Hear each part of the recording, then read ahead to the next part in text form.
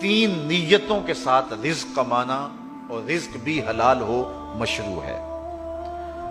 पहली नीयत, अपने आप को सवाल से बचाना, तो मुझे मांगना ना पड़ जाए, किसी के आगे हाथ ना फैलाना पड़ जाए। दूसरी नीयत, अपने बच्चों की कफालत करने की नीयत। तीसरी नीयत, मुआशरे के अपाहज, कमजोर या जिनका कोई कमाने वाला नहीं, उनकी मदद करने की नीयत।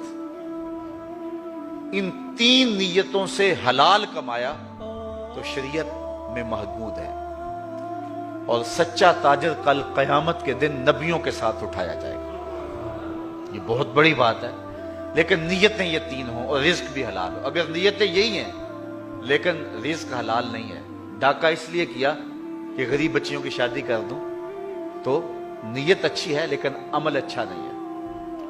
अच्छा, रिज्क बिल्कुल हलाल है लेकिन नीयत इन तीनों के साथ एक ये भी आ गई, मैं मुआशरे में नुमाया हो जाऊं, मैं रिश्तेदारों में ऊपर चला जाऊं, मैं जो है वो मेरा टौर टप्पा हो, तो ये मकासद अगर आ गए तो रिज़्क़ हलाल भी उसके लिए महमूद नहीं रहेगा। बदकिस्मती है कि हर साल सैलाब आता है तो लाखों लोगों के घर बह जाते हैं।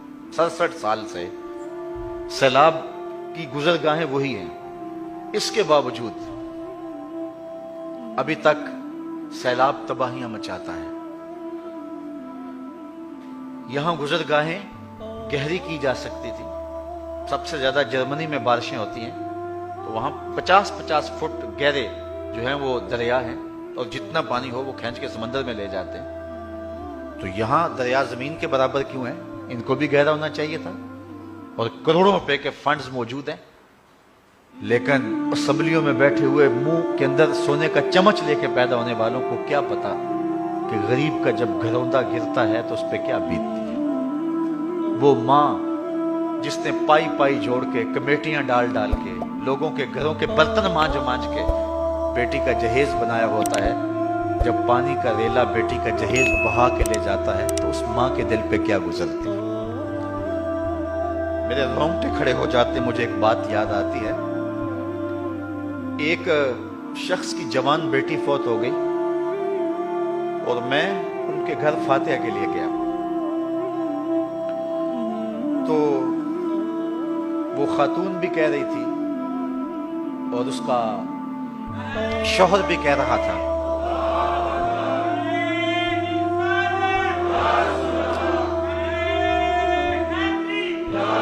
जवान बेटी के फौत होने का दुख उसका इजहार हो रहा था, और साथ उन्होंने जो बात की इससे आप मुआशरे का अंदाजा लगा सकते हैं कि माँ कह रही थी बेटी चली गई, मेरी बड़ी लाडली बेटी थी, बहुत कुछ उसने कहा, और फिर आखिर में कहा चलो अल्लाह बेहतर ही करता है, इसका जो जहेज बनाया था चलो छोटी के काम आ जाएगा।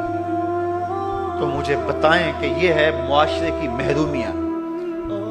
जब वो डोर डंगर जो 5-5 साल से पाल के जवान किए होते हैं और बूढ़े बाप की आरजू होती है इनको बेच करके हम बेटी की शादी कर देंगे, जब पानी में बह जाते हैं तो इस कैफियत को वो नहीं जान सकते जो ऐवानों में बैठे हैं। सुखिए दी गल सुखिया सुन के इतना खुश ना हुंदा, दुखिए दी गल दुखिया सुन के हंजू पर होता। तो मियां साहब फरमाते हैं असल ये दुखिया ही जान सकता है कि कैफियत क्या होती है।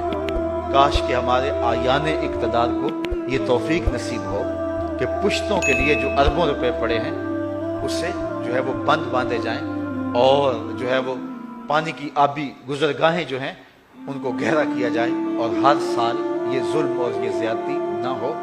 आफतें तो आती हैं, तमाम ममालिक में आती हैं, लेकिन इस तरह के नुकसान नहीं होते। ये हमारी नाहिकमती का नतीजा है। फिर अश्क शुई के लिए हम जो है वो उन्हें कुछ कर रहे होते हैं, और वो भी वादों तक जो है वो हासिल होता है, उसके आगे कुछ नहीं होता। ज़कात इस्लाम का जो मुआशी सिस्टम है उसकी बेहतरी की ज़मानत है। सारे लोग अमीर हो जाएं, सारे गरीब हो जाएं, ये अल्लाह की हिकमत नहीं है।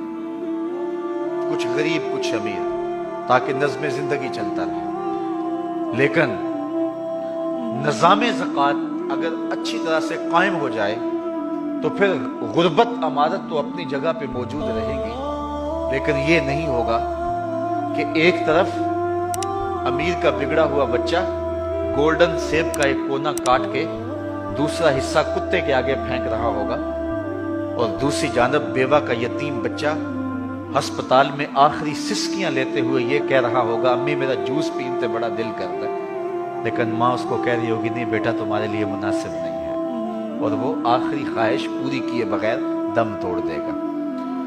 اگر نظام زکوٰۃ ہم قائم کر دیتے ہیں تو پھر معاشرے کے اندر محرومیاں ختم ہو جائیں گی، اور یہ اسلام کا دیا ہوا نظام ہے۔